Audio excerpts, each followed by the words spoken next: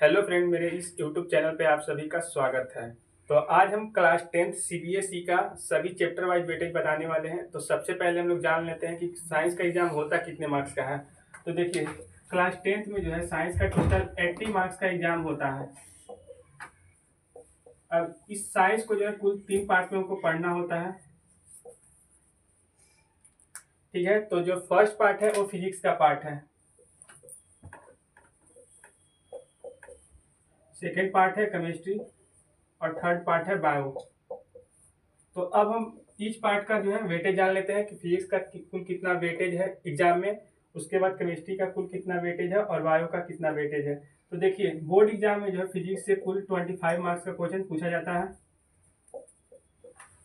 Chemistry से भी same weightage रहता है, इससे भी 25 मार्क्स का ही क्वेश्चन पूछा जाता है एग्जाम में।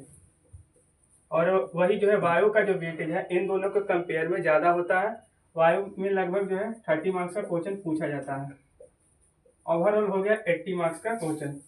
तो इस तरीके के पैटर्न से जो है क्वेश्चन बोर्ड एग्जाम में पूछा जाता है। लगभग सेम ही रहता है, थोड़ा बहुत का डिफरेंस रहता है, किसी में 1-2 नंबर ज़्यादा है तो किसी पोर्शन में 1-2 नंबर कम पूछा जाता है।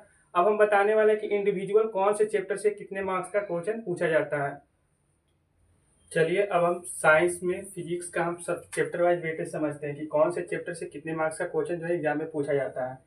तो सबसे पहले तो जो है कुल 4 चैप्टर हम लोग को फिजिक्स में पढ़ना है। पहला चैप्टर पढ़ना है लाइट, दूसरा पढ़ना इसी का एक पार्ट है human I and colourful world. ठीक है, इसके बाद थर्ड चैप्टर पढ़ना है इलेक्ट्रिसिटी, और जो फोर्थ चैप्टर पढ़ना है वो है magnetic effect of electric current. तो देखिए, हम जो है वेटेज के अकॉर्डिंग लिए हैं। तो सबसे ज़्यादा जो मार्किंग स्कीम के मामले में लाइट जो है उससे सबसे ज़्यादा क्वेश्चन पूछा जाता है। लगभग 9 मार्क्स का जो है क्वेश्चन लाइट से एग्जाम में पूछा जाता है। ठीक है, उसके बाद जो है human I and colourful word से ज़्यादा क्वेश्चन नहीं पूछा जाता है। फिर भी इसका एवरेज वेटेज मान के चले कि 3 मार्क्स का होता है। इसके बाद इलेक्ट्रिसिटी का बात किया जाए तो इलेक्ट्रिसिटी का भी वेटेज अच्छा खासा रहता है। लाइट के बाद जो है दूसरा नंबर पे इलेक्ट्रिसिटी का ही नंबर आता है। इसमें जो है लगभग इलेक्ट्रिसिटी में 7 मार्क्स का क्वेश्चन एग्जाम में पूछा जाता है। अब है लास्ट चैप्टर, इसमें पढ़ना रहता है फिजिक्स में magnetic effect of electric current. तो इससे कुल टोटल 6 मार्क्स का क्वेश्चन पूछा जाता है एग्जाम में। देखिए, जो हम बता रहे हैं वो ऑथेंटिक नहीं है, हो सकता है इसमें कोई भी थोड़ा बहुत मार्क्स इधर उधर हो सकता है, किसी चैप्टर में ज़्यादा तो किसी चैप्टर में कम, लेकिन जो हम माने हैं वो एवरेज माने हैं। पिछले 10 साल का अगर कंपेयर किया जाएगा तो उसके तुलना में हम देखे हैं कि हाँ, लाइट का वेटेज ज़्यादा रहा है, और उसके बाद इलेक्ट्रिसिटी का, फिर तब magnetic effect of electric current का, और सबसे कम वेटेज जो है human I and colourful world का होता है। तो इस तरीके से कुल टोटल जो है लगभग अप्रोक्स 25 मार्क्स का क्वेश्चन जो है फिजिक्स से पूछा जाता है। चलो, अब देखो केमिस्ट्री का हम सिलेबस डिस्कस करने जा रहे हैं। अभी तो फिजिक्स का किए थे, अब केमिस्ट्री का जानते हैं। तो पहले हम जान लेते हैं कि केमिस्ट्री में कौन कौन सा चैप्टर आप लोगों को पढ़नी है। देखिए, आप लोग जो है चुपचाप पढ़ाई पे ध्यान दीजिएगा। और बहुत सारा पॉलिटिकल इशू चल रहा है, जैसे राणा सांगा और समाजवादी पार्टी के बीच में विवाद चल रहा है, तो उन सभी विवादों से आप दूर रहिए बिल्कुल, और चुपचाप अपना एजुकेशन पे ध्यान दीजिए, क्योंकि बोर्ड का एग्जाम आपके लिए काफ़ी जरूरी है। तो चलिए, अब देखते हैं कि कौन कौन सा चैप्टर पढ़ना है। सबसे पहला चैप्टर पढ़ना है आपको केमिकल रिएक्शन एंड इक्वेशन।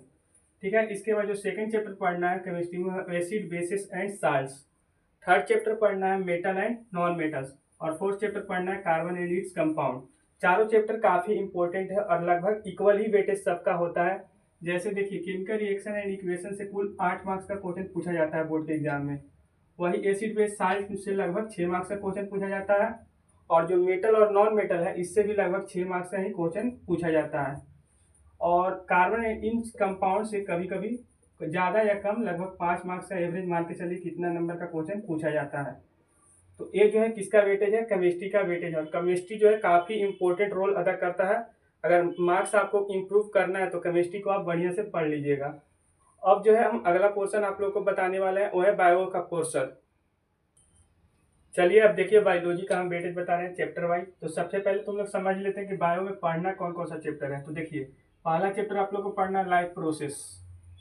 ठीक है, उसके बाद जो सेकंड चैप्टर आप लोगों को पढ़नी है वो कंट्रोल एंड कोऑर्डिनेशन चैप्टर पढ़ना है। थर्ड पढ़ना है हाउ डू ऑर्गेनिज्म रिप्रोड्यूस, और फोर्थ चैप्टर पढ़ना है हेरिडिटी, एंड फिफ्थ चैप्टर पढ़ना है आवर इन्वायरमेंट। ठीक है, तो इन 5 चैप्टर को आपको पढ़ना है। हम चैप्टर वाइज वेटेज आपको बताने जा रहे हैं कि कौन से चैप्टर से कितने मार्क्स का क्वेश्चन जो है पूछा जाता है। तो लाइफ प्रोसेस से लगभग 8 मार्क्स का क्वेश्चन जो है पूछा जाता है।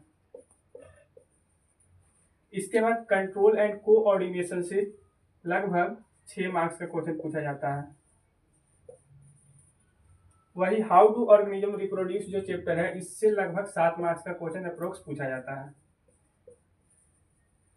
हेरेडिटी एंड इवोल्यूशन जो एक चैप्टर है, इससे लगभग देखिए 8 6 14 और 7 21 नंबर हो गया। अब इससे लगभग 5 मार्क्स का क्वेश्चन पूछा जाता है। और एक लास्ट का एक चैप्टर है, देखिए आवर इन्वायरमेंट, ऐसे में इसको बायोलॉजी में ही शामिल कर दिया, लेकिन इन्वायरमेंटल साइंस में भी इसको रख सकते हैं आप। इससे लगभग 4 मार्क्स का जो है क्वेश्चन पूछा जाता है। अब देखिए ओवरऑल जो है 30 मार्क्स का, तो अगर बात किया जाए वेटेज के अकॉर्डिंग, तो लाइफ प्रोसेस का जो वेटेज है वो सबसे ज़्यादा है। तो फिजिक्स में सबसे ज़्यादा लाइट का वेटेज है। वही केमिस्ट्री में बात किया जाए तो केमिकल रिएक्शन एंड इक्वेशन का सबसे ज़्यादा वेटेज बनता है। और बायो में जो है लाइफ प्रोसेस का वेटेज सबसे ज़्यादा है।